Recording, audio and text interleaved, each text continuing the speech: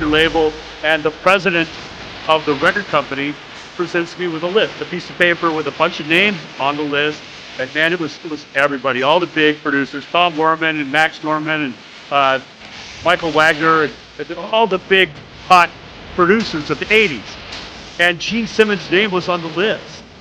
And I kind of just, that's the only name I saw. I said, Gene Simmons, look it up, make it happen.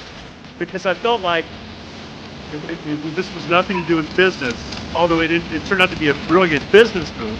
It was because Gene was my hero, he was my idol. He was a rock star, a singer, a songwriter, a musician, as opposed to somebody just sitting behind a mixing board, twisting the knobs. He was what I wanted to be, a rock star. And they hooked up a meeting between the two of us, and arranged for us to get together. And I sang him "The Right to Rock" in his hotel room. And with a little cassette player, we had the music on cassette tape, and I pushed play. There was no vocal on the cassette, just the music. And I played the cassette, and I started singing "The Right to Rock." And I started singing to Gene, and he just hit stop. Stop playing. He said, "I'm going to produce this album."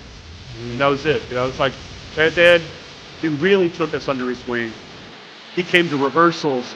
We worked every day together in the studio, side by side. And if you could imagine, my very first concert was Kiss.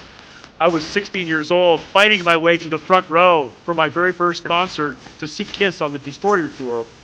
And fought my way to the front. I caught Gene's guitar pick that night. Some called, and I reached up and he started throwing picks out. I caught his pick, and I got blood all over me. I got a piece of Paul Stanley's guitar, but he smashed it.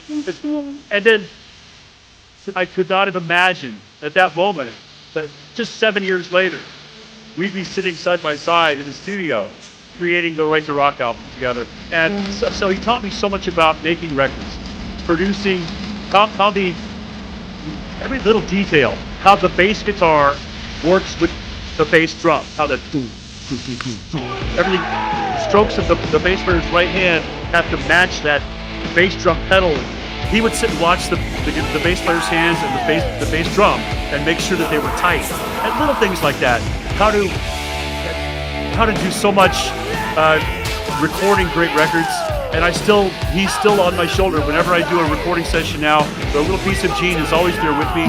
Of course, I could not have imagined the business impact of that relationship. I didn't really realize that. I just thought everybody's gonna buy our record anyway, right? Because for Keel, everybody's gonna buy it anyway. But no, they bought it. A lot of Kiss fans bought it because Gene produced it. Because Gene's name, his endorsement, his support